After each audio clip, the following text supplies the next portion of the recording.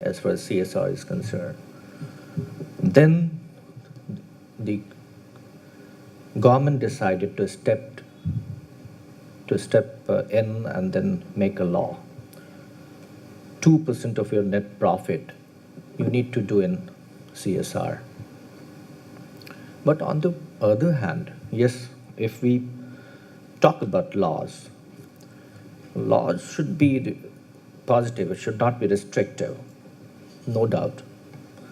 In Lok Sabha television, I do one program, one weekly interview show called Special Guest.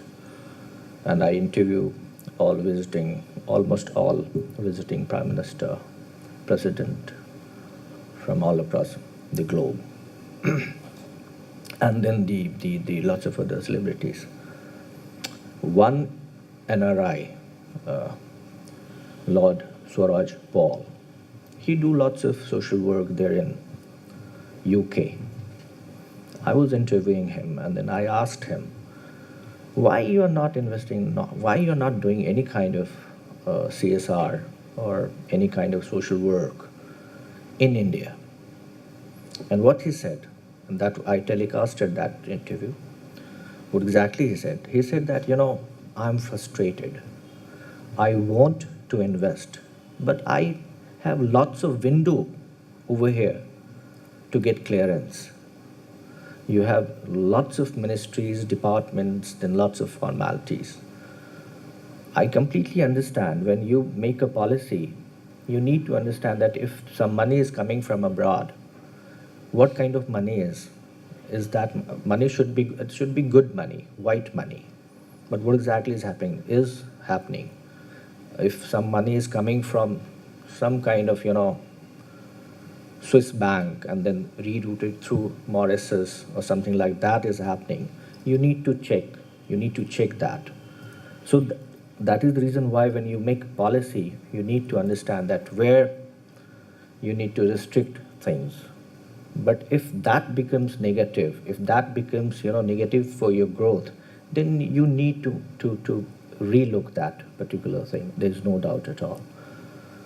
So I just wanted to tell you that you need to think from pros and cons of each and everything. As a policymaker, because in Lok Sabha, in Parliament, I interact with them a lot. And you need to think 50 years beyond or things like that. And that is the reason why sometimes we as a professional think that law is becoming restrictive or negative.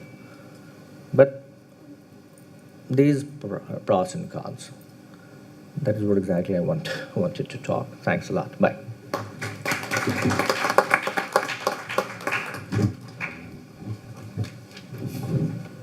Rajiv, that was really quick. Maybe I'll have difficulty in matching it. But I can assure one thing. The first positive is no more slides from my end. I have decided to dispense with this slide. It's already there. It will be submitted to everybody. So you have saved the agony of the slides. But yes, it's a tall order standing between the final session and the break. But let me take you through a couple of things. Indra Newey, the PepsiCo chief, was in India recently. I found it quite interesting the way she summed it up. So I'll just read it out to you. She said that India has moved on from the must invest to a must deal with country. So I'll elaborate that further. Must invest means it's a destination and GDP is growing. Must deal with means that there are infrastructure issues, the taxation policy is not clear or transparent. So people are saying, do I have to deal with India? This is what she said. So unfortunately, from a must invest to a must deal is not a good situation. Having said that, let me take you through some other, just going through the economic scenarios and realities. So this made some interesting reading. It's a bit different from what all speakers throughout the day have spoken, so I thought make it much more enriching. This is called the Flotilla Set Out. So I'm reading it out. It's a small paragraph. In July 2012, a group led by Myra within the Planning Commission published 3 flotillas scenarios. First was muddling along, which is called insufficient action. Second is falling apart, which is called the policy log jam. And the third was the flotilla advances, which is a strong inclusive growth.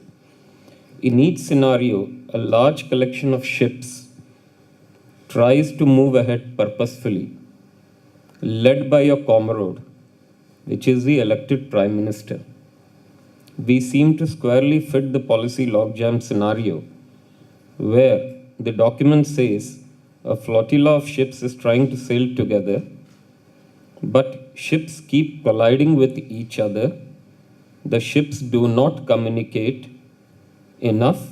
Consequently, ships often sail off in different directions. The flagship is spending too much time just getting the flotilla back together, leaving little time for coordinated future directions. Having said that, a bit of a grim, but let's come back. I tried to assess what could be the risk areas, or where is it that we are going wrong. So there are around 8 risk areas. So let me again try to take you through, and with some suggestions. It's not that only problems are there are solutions for each problem. The first one, of course, is a leadership crisis. So what's it? It's an absence of coherent, coordinated, determined behavior at the top. So what's the solution? Change of guard in key roles, major ruling party leaders backing to tough policy reform measures, which is in any case happening. Only thing is that the pace that you require should be much more accelerated. Let's come down to the second one, high fiscal deficit. So 200% rise in subsidies since 2007-2008. So what's it that we need to do? Speed up, like for example, Aadhaar pilots, use study results to shift to direct transfers of subsidies across India. Let's move on to the third one. High current account deficit, as all of you have already spoken. Likely at 4% of GDP in the last fiscal year. So the solution as of now required is controlling the fiscal deficit with curtailed current account deficit. The fourth one is, of course, the high inflation which each one of us is facing, including the bulb which reached almost 100 rupees and which started possibly chefs coming out with much more newer recipes of, how could we prepare various curries without bulb. So 7.23% and ever increasing, and we still need some kind of a comfort level. So what is it? Ease supply constraints by removing the APMC Act and opening up the retail sector for FDI.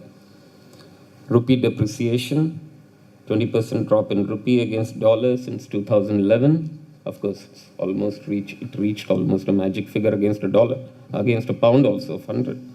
And overseas bonds are an option. Clear FDI decisions required quickly. Stalled reforms. We need much more quick, bold reforms which can turn the sentiments. As right now, my predecessor, she said, many stock market initiatives and others being taken. One of the speakers before this spoke about GST, a lot of implementation coming around. So these are some of the measures.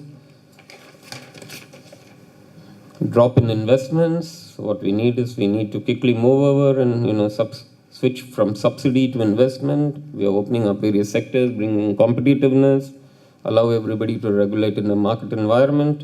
And finally, not the least, the legal framework, which is the topic of our discussion also today. We need to relook at our archaic laws, develop basic framework in today's environment. That is the need of the hour. And having taken this, maybe I'll just take you through 2 more important things. And one was that Governor of RBI has recently come out with his 5 policy reforms, which I must just reiterate here. He says strengthening monetary policy tools in a globalized world environment. And luckily, since he comes from a globalized world environment, I'm sure that he means business, what he speaks. Reforming the banking sector, new banking licenses and national treatment to foreign banks on the agenda. Create depth in the financial market by allowing new players and introducing new instruments, providing access to finance to SMEs and the unorganized sector, and support financial inclusions. Finally, dealing with corporate disasters or distress by speeding up the debt recovery tribunal and asset reconstruction firms. Having said all this, very recently on this last Friday, our finance minister, when he was making a pitch for India as a safe investment hub, I'll conclude with these 6 points which he thought would be the real barometer for growth. So according to him, the first why one should invest in India is its young demographic. He says a little more than 1/2 of the people of India are below the age of 25 years, which is quite true. And that's where, our future is in the coming years. And at least I have the guarantee that by the time I would be going up, I would see a better India. Definitely. Second is the integration of the Indian economy with the world economy. Third is the increasing capable financial system, a new Indian financial code that will replace the 50 existing laws concerning finance, a new Companies Act, and a statute-mandated defined contribution pension system. The fourth, he says, international clout of Indian firms in steel, oil and gas, mining, power, information technology and hospitality. The fifth, the famed consumption-led growth story, household final consumption, 57% of the GDP. And finally, the maturity of our democracy and adherence to a model governed by the rule of law. Thank you, ladies and gentlemen, for your patient hearing. I hope you have a wonderful evening with all of us. Thank you. Well, I want to thank our audience for their time and attention.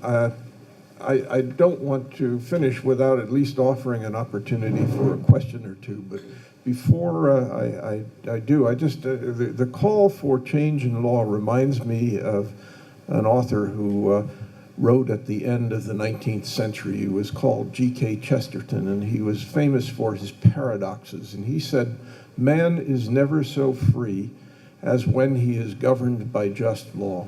And the paradox, of course, is governed and freedom. And with that, I would particularly like to hear from our young law students if they have a question, but of course, anybody who has a question, please.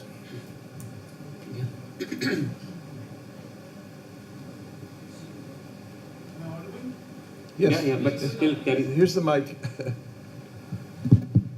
Am I audible now? Yeah. Yeah. I'm here since post-afternoon rather. Can you speak more into the microphone? I don't know that we can hear you. Yeah. I'm here since post-afternoon, and I'm Lukman. I'm doing law from Jamia. It's my final year. And I've heard about, this panel, I started with the rule of law, that's yours, that you spoke about. And then I've heard the other speakers also. And I have to make this conclusion that I'm seeing the private sector more inclined towards the reforms in the governmental functioning, pertaining to the regulations of agencies and how they can't, how they don't communicate with each other, and how that has a consequent ill effect on business as a whole, and thus India not being a very good investment opportunity for FDIs or joint ventures, as it would have had if the government would have been a better and efficient entity, as a whole. I'm a young lawyer, all right? Not a lawyer right now, but Can we get to a question? Yeah, I'm coming to it. This was the everything, So my question is simple, and it is this: the way I see India, with 1.25 billion people, and any less laws, which if I reduce the legal regulations towards a good business environment, could be detrimental to Indian polity in reality or in outcomes at a macro level.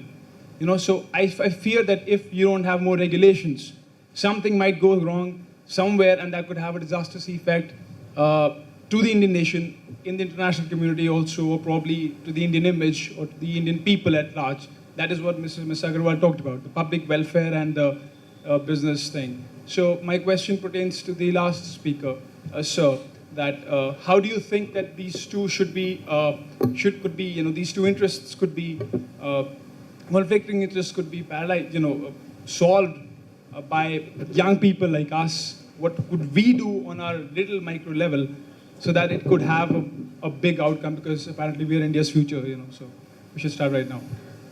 Thank you. If I understood your question correctly, there are two aspects to it. One is there is already a rule of law available, but it has its own challenges. How do you go about it? Am I right in understanding your question? Yes. Okay, fair enough. A rule of law is meant to be practiced. There will be obstacles and challenges, but it's not that we have to throw out all. There are many examples in my own life, in the 30 years of my corporate existence. I have found so many numerous, I can't even now, articulate them, how many challenges we have had to face. But then there is always a way of going about it, and even if you have to maybe, dealing with the government or with the policy makers, you have to make them understand and take it forward. But again, as I said, in the right manner, as they call it, the shareholders' value. Bottom line is the shareholders' value. Just to take it in that text, what I'm talking, the shareholders' value has to be increased. If you follow the rule of the law, you yourself will get the results for it, which will be your own value in a positive manner. That's all I can say. There is no quick fix solution to this. Do we have any other questions? Axel. Thank you. The mic was The young colleague, the second question the young colleague had was what the young people can do towards that end you just defined. Well, I'd be happy to try to answer that. I don't want